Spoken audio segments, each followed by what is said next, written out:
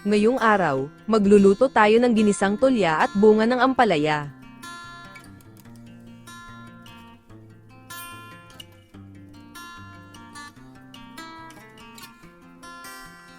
Ibabad ng 1 oras ang mga buhay na tulya. Gawin ito para isuka ang mga dumi na kanilang kinain. Pagkatapos ay halo-haluin ang mga ito para maalis din ang mga kumapit na dumi sa shell.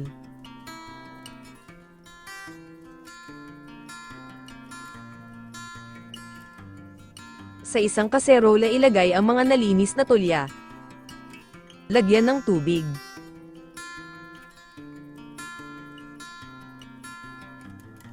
Pakuluan ng mga 1 minuto para bumuka lang ang mga ito.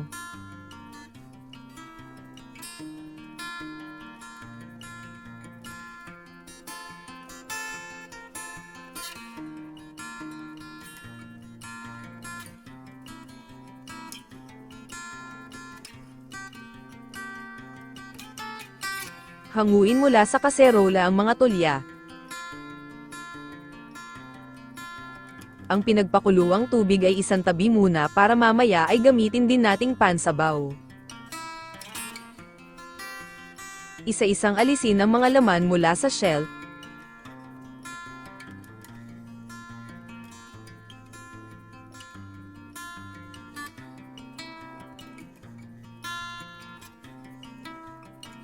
Magsimula na tayong maggisa.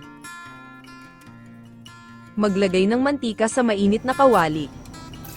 Kapag mainit na ang mantika, ilagay ang bawang.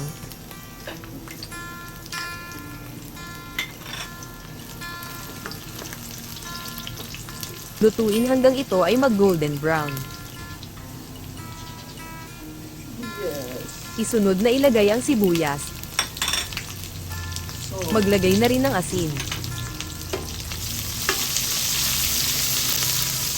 Lutuin ang sibuyas hanggang ito maging translucent at lumabas ang mabangong amoy nito. Isunod na ilagay ang nagayat na kamatis.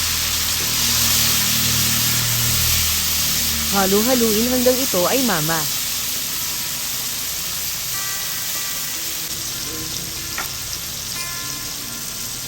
Ilagay na ang tulya.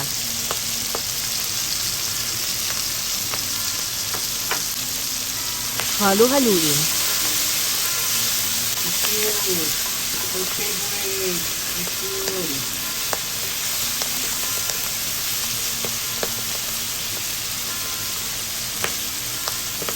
Maglagay ng boneless bagoong isda.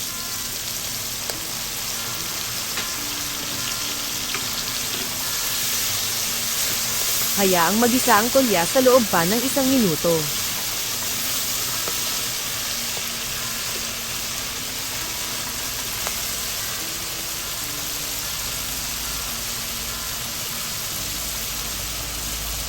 Ngayon ay ilagay na ang pinagpakuluan ng tulya. Maglagay ng katamtamang dami ng sabaw.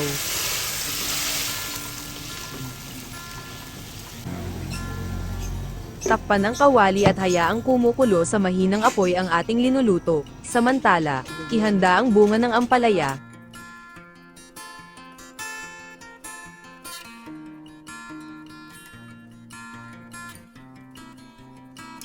Gayatin ito na gaya ng inyong nakikita.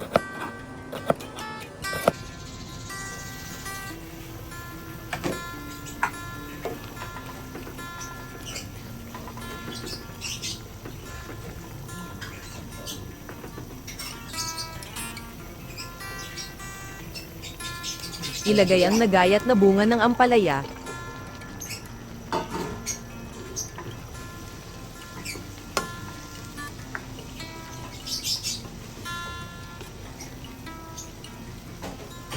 Takpan ng kawali.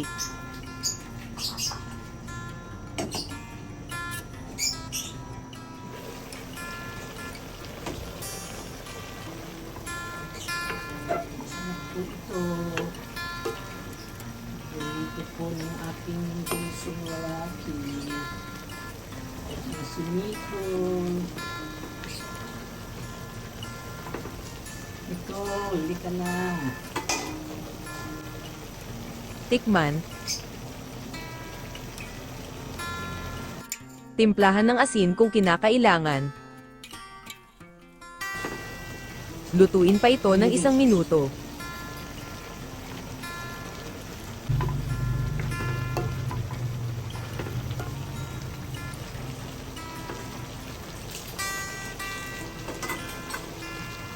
Tikman muli kung tama na ang lasa. Luto na po ang ating masarap na ulam.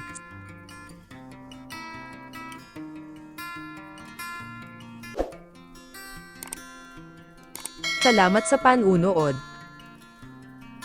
Hanggang sa muli mga kakusina.